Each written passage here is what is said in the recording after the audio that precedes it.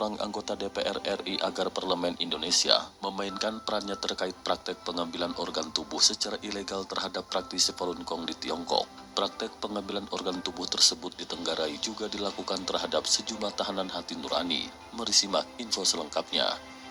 Parlemen Indonesia diserukan memainkan perannya agar menghentikan genosida dan penganiayaan yang dialami oleh praktisi Falun Gong atau Falun Dafa. Apalagi praktek kekejaman tersebut sudah berlangsung selama 21 tahun secara tak manusiawi di Tiongkok oleh Partai Komunis Tiongkok.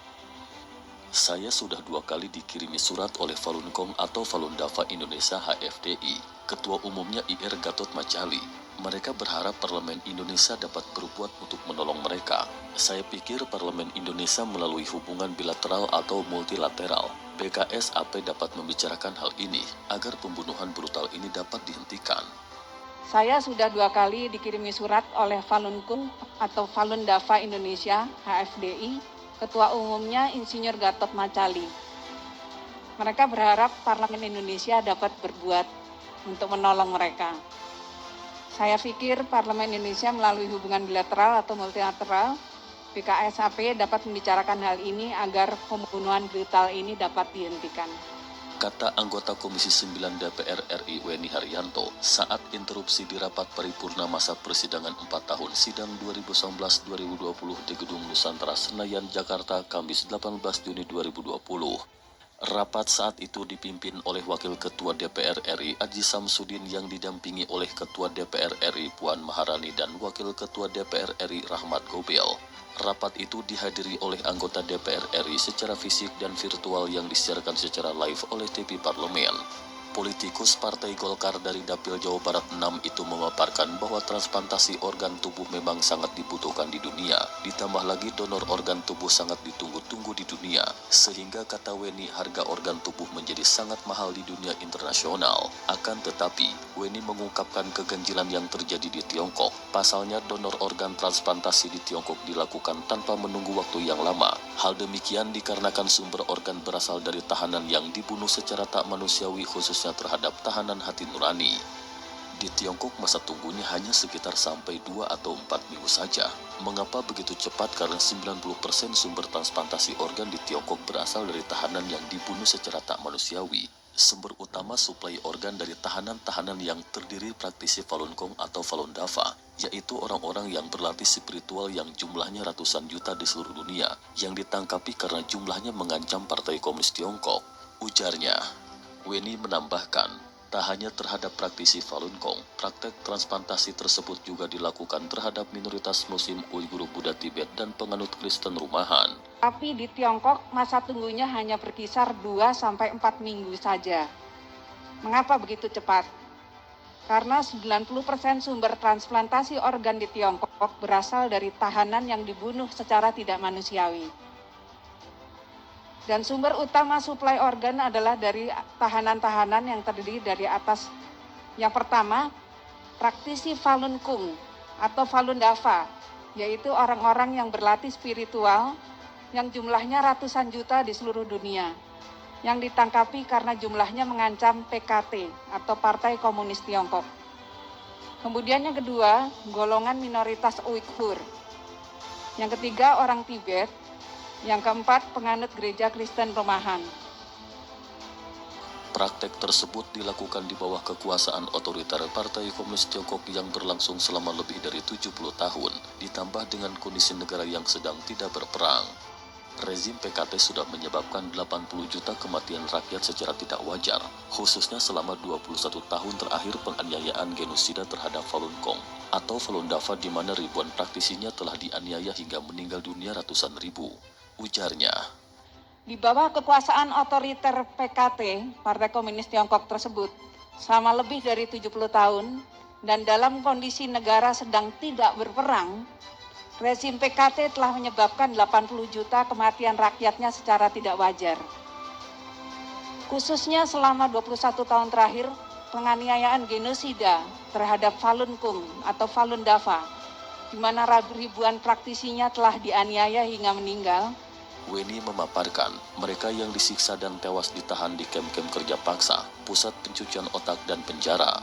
Dalam prakteknya, sebagian besar sudah diambil organ tubuhnya dan bagi kebutuhan pasien dalam negeri dan mancanegara. Laporan independen menyimpulkan bahwa praktisi Falun Gong merupakan target utama pengambilan organ secara paksa.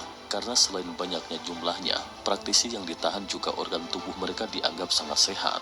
Tegasnya, Ratusan ribu telah ditahan di kem-kem kerja paksa, pusat pencucian otak, dan penjara. Dan sebagian besar telah dibunuh untuk diambil organ tubuhnya dan bagi kebutuhan transplantasi pasien dalam negeri maupun mancanegara. Laporan independen menyimpulkan bahwa praktisi Falun Gong merupakan target utama pengambilan organ secara paksa. Karena selain banyaknya jumlah praktisi yang ditahan, juga organ tubuh mereka dianggap sangat sehat. merespon interupsi tersebut, Wakil Ketua DPR RI Aji Samsudin mengatakan akan menindaklanjuti masalah tersebut di Komisi 1 DPR RI. Tentang pembunuhan terhadap Falun Dafa itu, kami akan menjadikannya catatan dan kami akan meneruskan ke Komisi Teknis dalam hal ini Komisi 1 untuk melakukan penjajakan dan koordinasi dengan Kementerian Luar Negeri, khususnya di negara setempat. Adapun mengenai Bu Weni tentang berkaitan dengan Falun Dafa pembunuhan daripada PKT Falun Dom itu, kami akan menjadi catatan dan kami akan teruskan kepada Komisi Teknis dalam hal ini Komisi 1 untuk melakukan penjajakan dan koordinasi dengan Kementerian Luar Negeri khususnya di negara setempat. Bapak Ibu sekalian. Melansir dari situs id.falundafa.org, Falun Gong atau Falun Dafa adalah metode latihan yang berlandaskan prinsip sejati baik sabar. Latihan ini juga disertai metode pengolahan jiwa dan raga, melalui olahraga disertai dengan 5 perangkat latihan termasuk meditasi. Sedangkan melalui olah jiwa berlandaskan pada prinsip sejati baik sabar. Selama puluhan tahun sejak Falun Dafa diperkenalkan ke masyarakat secara luas sejak pertama kali pada tahun 92, kini telah menunjukkan manfaat bagi jiwa dan raga bagi yang berlatih Falun Dafa. Mereka yang berlatih mendapatkan banyak manfaat mulai dari kesehatan secara jiwa dan raga serta penerapan prinsip sejati baik sabar dalam keseharian mereka. Selama bertahun-tahun sejak 1959 silam hingga sekarang, latihan itu secara gencar menjadi korban hoaks dan fitnah. Kabar hoaks yang menerpa terhadap metode olah jiwa dan raga ini tak hanya berkembang pesat di Tiongkok, namun turut menyebar ke seluruh dunia. Kasus hoaks yang menimpa terhadap Falun Gong lebih menyeramkan efeknya untuk menghasut kebencian. Hoaks yang menyerang terhadap praktisi Falun Gong beragam seperti tuduhan aliran sesat, anti pemerintah Tiongkok, anti sosial dan HAM, berpolitik dan terlibat aksi bunuh diri dengan bakar diri serta sebagainya. Aktor utama isu ini yakni mantan Sekjen Partai Komunis Tiongkok PKT Chiang Zemin. Pada mulanya Chiang Zemin mengeluarkan 3 perintah terkait Falun Gong yakni cemarkan reputasinya, bangkrutkan secara finansial dan hancurkan secara fisik. Bahkan Chiang Zemin dengan kroninya memanfaatkan kedubes Tiongkok di seluruh dunia untuk melakukan intervensi kepada pemerintah setempat, turut mengekang aktivitas Falun Dafa dengan berbagai hoaks, fitnah, dan propaganda. Tindakan itu dilakukan dikarenakan Falun Gong lebih populer dari Partai Komunis Tiongkok di daratan Tiongkok pada waktu itu. Apalagi sejak berkuasa pada tahun 1949, karakteristik dasar Partai Komunis Tiongkok adalah palsu, bengis, murka, otomatis memusuhi dan ingin membasmi sejati baik sabar.